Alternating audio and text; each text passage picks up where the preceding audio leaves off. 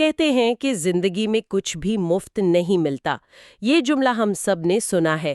لیکن آج ہم ایک ایسی کہانی کی گہرائی میں اترنے والے ہیں جو اس کہاوت کو ایک عملی شکل دیتی ہے. جی. ہمارے پاس جو مواد ہے وہ بظاہر یوٹیوب پر انگریزی سکھانے کے لیے بنائی گئی ایک سادہ سی کہانی ہے، لیکن جب ہم نے اسے کھنگالا تو اس میں سے کاروبار، نفسیات اور محنت کے کچھ ایسے حیران کن اسباق نکلے جو آپ کہہ سکتے ہیں کسی بزنس اسکول کے کیس سٹڈی سے کم نہیں. بالکل. کہانی کا مرکز ہے لیو، ایک 20 سالہ نوجوان جو ایک چھوٹے سے قصبے میں رہتا ہے. اس کا خواب بہت بڑا ہے، وہ ریسٹورنٹس کی ایک چین کھولنا چاہتا ہے. لیکن جیب خالی ہے. جیب بالکل خالی. والد ایک میکینک ہے اور والدہ گھروں میں صفائی کا کام کرتی ہیں، یعنی وسائل جو ہیں وہ صفر ہے. اور آج ہماری کھوج کا مقصد یہی ہے. ہم لیو کی کہانی کو صرف ایک متاثر کن قصے کے طور پر نہیں دیکھیں گے، بلکہ اسے ایک بلو پرنٹ کے طور پر پرکھیں گے کہ کیسے کوئی شخص بغیر سرمائے کے، یعنی بوٹ سٹریپنگ کرتے ہوئے، صرف ایک خیال کو حقیقت میں بدل سکتا ہے. ایک نصیحت سے وہ کہتے ہیں خواب مفت نہیں ہوتے، اگر کچھ چاہتے ہو تو لڑنا پڑے گا. اور لڑائی وہیں سے شروع کرو جو تمہارے پاس ہے، چاہے وہ کتنا ہی معمولی کیوں نہ ہو. یہ ایک جملہ مطلب لیو کے لیے ایک پورا کاروباری ماڈل بن جاتا ہے. صحیح. تو والد کے الفاظ ذہن میں لیے لیو اپنے ارد گرد دیکھتا ہے. اسے پیسے نہیں بلکہ ایک موقع نظر آتا ہے. ایک ضرورت. جی، ایک ضرورت. وہ دیکھتا ہے کہ اس کے قصبے کے لوگوں کو تازہ ڈبل روٹی کے لیے میلوں دور جانا پڑتا ہے. یہ ایک مارکیٹ گیپ تھا جسے کوئی پورا نہیں کر رہا تھا. یہاں رک کر اس کے پہلے قدم کا تجزیہ کرتے ہیں. اس نے کیا کیا؟ اس نے لین سٹارٹ اپ کا بنیادی اصول استعمال کیا بغیر یہ جانے کہ وہ یہ کر رہا ہے. اچھا. اس نے کوئی بڑی بیکری کھولنے کا منصوبہ نہیں بنایا. اس کا منیمم وائبل پروڈکٹ یا MVP صرف یہ تھا کہ وہ بنی بنائی ڈبل روٹی لاکر بیچے گا. صحیح. اس نے مارکیٹ کو جانچنے کا سب سے سستا اور تیز ترین راستہ چنا. اس کا جو تمہارے پاس ہے پیسہ نہیں تھا، بلکہ اس کی مشاہداتی قوت تھی. لیکن اس MVP کے لیے بھی ایک مسئلہ تھا. اس کے پاس ڈبل روٹی خریدنے تک کے پیسے نہیں تھے. 1 روپیہ بھی نہیں. تو وہ میلوں پیدل چل کر قصبے کی اکلوتی بیکری پر جاتا ہے جس کا مالک ایک بڑا بدمزاج بوڑھا مسٹر اینڈرسن ہے. لیو اس کے سامنے ایک بڑی عجیب سی پیشکش رکھتا ہے. وہ کہتا ہے مجھے 1 ہفتے کی ڈبل روٹی ادھار پر دیں، میں اسے بیچ کر شام کو آپ کے پیسے اور اگلے دن کا آرڈر لے کر آؤں گا. یہ صرف ایک درخواست نہیں تھی، یہ ایک بزنس پچ تھی. جی بالکل. لیو یہاں اپنی سویٹ ایکویٹی یعنی اپنی محنت اور وقت کو بطور سرمایہ پیش کر رہا تھا. جب مسٹر اینڈرسن نے پوچھا میں تم پر بھروسہ کیوں کروں؟ ہاں، یہ اہم سوال تھا. تو لیو کا جواب کلیدی تھا. اس نے یہ نہیں کہا کہ مجھے پیسوں کی ضرورت ہے. اس نے کہا کیونکہ میں خود کو ثابت کرنے کے لیے سخت محنت کروں گا. واو. وہ اپنی ساخ اور عزم پر جوا کھیل رہا تھا. مسٹر اینڈرسن نے اس لڑکے میں کچھ دیکھا، شاید اپنا ماضی، اور وہ مان گئے. یہ لیو کی پہلی اور سب سے بڑی سرمایہ کاری تھی، کسی کا اعتماد جیتنا. اور وہ اس اعتماد کو ٹھیس نہیں پہنچاتا. پہلے ہی دن وہ صبح سویرے اٹھتا ہے، پارک کے پاس ایک میز لگاتا ہے. شروع میں کوئی نہیں رکتا، لیکن وہ ہمت نہیں ہارتا. وہ مسکرا کر ہر گزرنے والے کو خوش آمدید کہتا ہے اور مفت نمونے پیش کرتا ہے. یہ ایک دلچسپ حکمت عملی ہے. یہ صرف سخاوت نہیں تھی، مارکیٹنگ کی زبان میں اس نے کسٹمر ایکوزیشن کاسٹ کو 0 کر دیا. اچھا. اس نے پروڈکٹ کو خود بولنے کا موقع دیا اور گاہک کے لیے خریداری کے تمام خطرات ختم کر دیے. یہ ایک طرح سے فریمیم ماڈل کا بہت ابتدائی ورژن ہے. اور یہ حکمت عملی کام کر گئی. دن ختم ہونے تک ساری ڈبل روٹی بک گئی، اور سب سے اہم بات، وہ اسی شام ایمانداری سے مسٹر اینڈرسن کے پیسے لوٹانے پہنچ گیا. جی، اس ایک عمل نے ان کے درمیان ایک کاروباری تعلق قائم کر دیا. بالکل. وہ اگلے 2 مہینے یہی کرتا رہا. صبح 4 بجے اٹھنا، میلوں پیدل چلنا، ڈبل روٹی بیچنا. اور 2 مہینوں کے مسلسل محنت کے بعد اس نے اتنے پیسے جمع کر لیے کہ ایک چھوٹی سی ریڑھی خرید سکے. یہ ریڑھی صرف ایک ٹھیلا نہیں تھی، یہ کمپاؤنڈنگ ایفرٹ یعنی مرکب محنت کا پہلا ٹھوس ثبوت تھا. صحیح. جیسے پیسے پر سود جمع ہوتا ہے، ویسے ہی روزانہ کی چھوٹی چھوٹی کوششوں کے نتائج بھی وقت کے ساتھ کئی گنا بڑھ جاتے ہیں. اس کی 2 مہینوں کی ایمانداری، وقت کی پابندی اور محنت اب اس ریڑھی کی شکل میں اس کے سامنے کھڑی تھی. اور اصل کھیل تو یہاں سے شروع ہوتا ہے. ایک دن اس کا ایک مستقل گاہک اسے کہتا ہے، لیو تم بیچتے تو بہت اچھا ہو، لیکن تم خود کیوں نہیں بناتے؟ اس سے زیادہ بچت ہوگی۔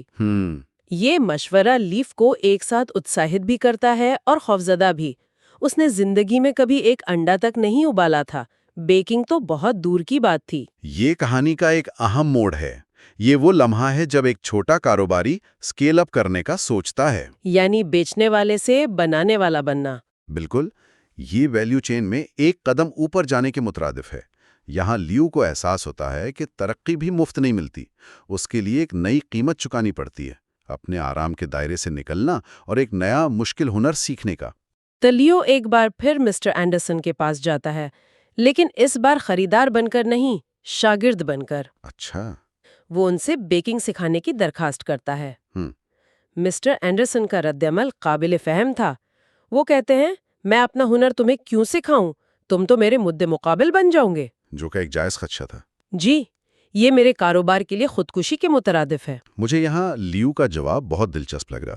اس نے ایک جذباتی دلیل نہیں دی، بلکہ ایک طویل مدتی شراکت کی پیشکش کی۔ ہاں، اس نے کہا، وہ کہتا ہے، اگر میں کامیاب ہو گیا تو میں آپ کو کبھی نہیں بھولوں گا۔ میں آپ کی بیکری کی توسیع میں آپ کی مدد کروں گا، شاید ہم مل کر کام کریں۔ اس نے ایک ویژن دکھایا۔ جی، اس نے مسٹر اینڈرسن کو ایک حریف نہیں بلکہ ایک ممکنہ پارٹنر دکھایا۔ اس نے ایک مینٹور پروٹیجی یعنی استاد شاگرد کے رشتے کی بنیاد رکھی۔ لیکن اس علم کی قیمت بہت بھاری تھی۔ اسے روزانہ صبح 3 بجے اٹھنا پڑتا، بھاری آٹے کی بوریاں اٹھانی پڑتیں، اور بار بار ناکامی کا سامنا کرنا پڑتا۔ بالکل۔ ایک دن ڈبل روٹی کا ایک اور بیچ جلانے کے بعد وہ تقریباً ہمت ہار چکا تھا۔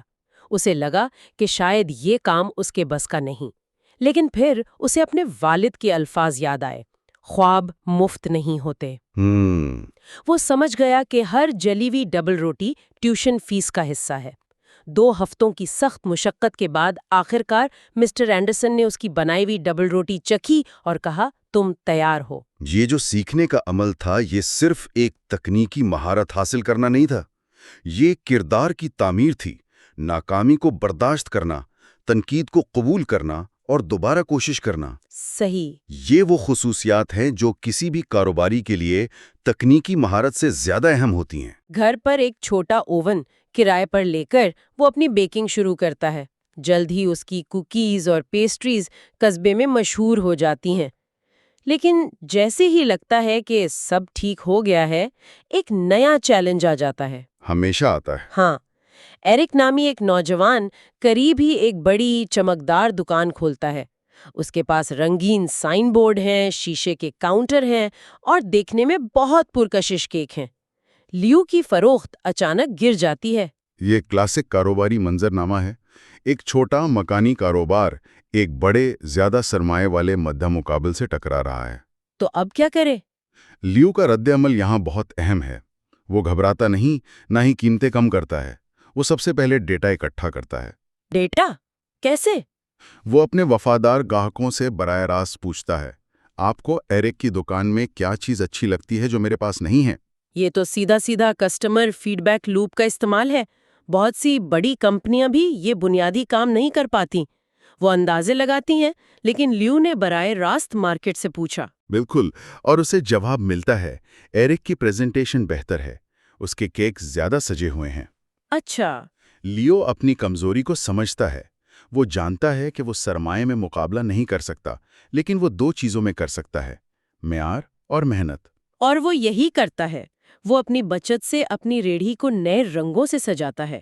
وہ لائبریری جاتا ہے اور گھنٹوں یوٹیوب پر ویڈیوز دیکھ کر کیک سجانے کے نئے طریقے سیکھتا ہے۔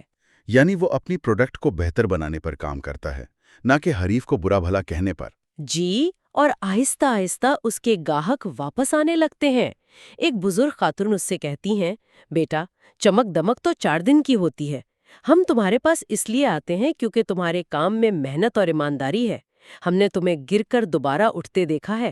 یہ برانڈ کی وفاداری کی بہترین مثال ہے۔ یہ وفاداری ڈسکاؤنٹ یا اشتہاروں سے نہیں بنتی، یہ اعتماد سے بنتی ہے۔ صحیح۔ لیو کی اصل پروڈکٹ اس کی ڈبل روٹی نہیں تھی، بلکہ اس کا کردار تھا، اس کی ثابت قدمی۔ لوگوں نے اس کی کہانی میں سرمایہ کاری کی تھی، یہ اس کا یونیک سیلنگ پروپوزیشن بن گیا۔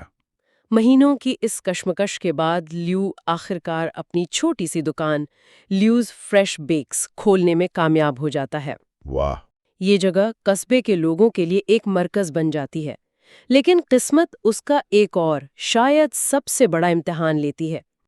ایک رات بجلی کے شارٹ سرکٹ سے اس کی دکان میں آگ لگ جاتی ہے۔ جب تک آگ بجھائی جاتی ہے، اس کا زیادہ تر سامان جل کر راکھ ہو چکا ہوتا ہے۔ اس کی سالوں کی محنت دھوئیں میں اڑ جاتی ہے۔ یہ ایک ایکسٹرنل شاک ہے، ایک ایسا بحران جو آپ کے کنٹرول سے باہر ہوتا ہے۔ اب تک کے چیلنجز اندرونی تھے، ہنر کی کمی، مقابلہ، جن سے لڑا جا سکتا تھا۔ جی، ان سے لڑا جا سکتا تھا، لیکن یہ ایک ایسی آفت تھی جو اسے دوبارہ صفر پر لے آئی تھی۔ نفسیات میں اسے ڈیفائننگ مومنٹ کہتے ہیں، ایک ایسا لمحہ جو آپ کی ہمت کی اصل حد کو پرکھتا ہے۔ قصبے میں باتیں ہونے لگتی ہیں، بیچارہ لیو اب شاید وہ دوبارہ کھڑا نہیں ہو پائے گا، وہ خود بھی ٹوٹ چکا ہوتا ہے۔ وہ مشورے کے لیے اپنے استاد ریٹائرڈ مسٹر اینڈرسن کے پاس جاتا ہے۔ مسٹر اینڈرسن اسے کوئی مالی مدد نہیں دیتے، بلکہ وہی بات یاد دلاتے ہیں جو لیو کے والد نے کہی تھی، جو تمہارے پاس ہے وہیں سے شروع کرو۔ بالکل۔ اور یہاں کہانی کا سب سے گہرا سبق سامنے آتا ہے۔ لیو کسی معجزے یا امداد کا انتظار نہیں کرتا۔ وہ گھر جاتا ہے، جو کچھ بچا کھچا سامان ہوتا ہے اسے اکٹھا کرتا ہے اور اپنے چھوٹے سے گھریلو اوون میں دوبارہ بیکنگ شروع کر دیتا ہے۔ جی، وہ دکان کے باہر ایک چھوٹی سی میز لگا کر لوگوں سے کہتا ہے، میں آپ کو مایوس نہیں کروں گا۔ جب تک دکان ٹھیک نہیں ہوتی، میں یہاں سے آپ کو اپنی بہترین چیزیں فراہم کرتا رہوں گا۔ یہ عمل ایک چنگاری کی طرح کام کرتا ہے۔ ہاں، لوگ جب اس کی اس اٹل کوشش کو دیکھتے ہیں تو قصبہ حرکت میں آ جاتا ہے۔ اب تک اس نے جو سوشل کیپٹل یعنی سماجی اعتماد کمایا تھا وہ اس کے کام آتا ہے۔ صحیح، کوئی لکڑی کا سامان عطیہ کرتا ہے، کوئی رنگ کا ڈبہ دے جاتا ہے، مستری مفت میں کام کرنے کی پیشکش کرتے ہیں۔ کیونکہ اس نے سب سے پہلے اپنی مدد خود کی، لوگ اس کی مدد نہیں کر رہے تھے، وہ اس کی ہمت اور عزم کا ساتھ دے رہے تھے۔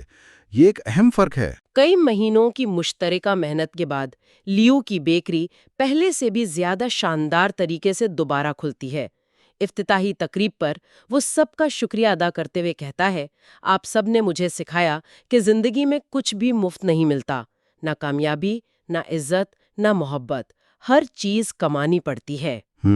اور ہر چیلنج کسی بڑی چیز کی طرف ایک قدم ہوتا ہے۔ بہت خوب۔ تو اس پوری کہانی کو سمیٹتے ہیں۔ ہم نے دیکھا کہ کیسے لیو نے صفر سے شروعات کی، اعتماد کو بطور سرمایہ استعمال کیا، اپنی محنت کو مرکب کیا، مقابلے کا سامنا ڈیٹا اور معیار سے کیا، اور ایک بحران کے بعد سماجی سرمایہ کی بدولت دوبارہ کھڑا ہوا۔ بالکل۔ یہ صرف ایک جذباتی کہانی نہیں، بلکہ یہ بوٹ سٹیپنگ کا ایک مکمل ماڈل ہے۔ یہ ظاہر کرتی ہے کہ آپ کا کردار ہی آپ کا برانڈ ہے، کون سے اس کا تعلق ہی اس کی اصل پروڈکٹ تھی، جس پر لوگوں نے آنکھیں بند کر کے بھروسہ کیا۔ کہانی یہاں ختم ہوتی ہے۔ لیو ایک کامیاب بیکری کا مالک ہے، لیکن ہمیں یاد ہے کہ اس کا اصل خواب ریسٹورانٹس کی ایک چین بنانا تھا۔ یہ بیکری تو محض پہلا قدم ہے۔ جی، یہ تو شروعات ہے۔ تو آخر میں سوچنے کے لیے ایک سوال یہ ہے کہ جو حکمت عملی اور خوبیاں ایک چھوٹی کمیونٹی پر مبنی بیکری بنانے میں کام آئیں، جیسے ذاتی توجہ، ہر کام خود کرنا، لچک، کیا وہی خوبیاں ایک بڑی چین بنانے میں بھی کام آئیں گی؟ یہ ایک بہت اہم نکتہ ہے، کیونکہ اکثر اوقات جو چیز آپ کو ایک سطح پر کامیاب بناتی ہے، وہی اگلی سطح پر آپ کی راہ میں رکاوٹ بن جاتی ہے۔ اچھا۔ ایک بڑی چین چلانے کے لیے سسٹم، ڈیلیگیشن اور معیاری بنانے کی ضرورت ہوتی ہے، جو ذاتی توجہ اور ہر کام خود کرنے کے بالکل الٹ ہے۔ لیو کو اپنا اگلا خواب پورا کرنے کے لیے خود کو ایک بیکر سے ایک CEO میں تبدیل کرنا ہوگا۔ اور اس تبدیلی کی قیمت کیا ہوگی؟ کیا وہ اس عمل میں وہی روح کھو دے گا جس نے اسے شروع میں کامیاب بنایا تھا؟ یہ اس کے سفر کا اگلا اور شاید سب سے مشکل چیلنج ہوگا۔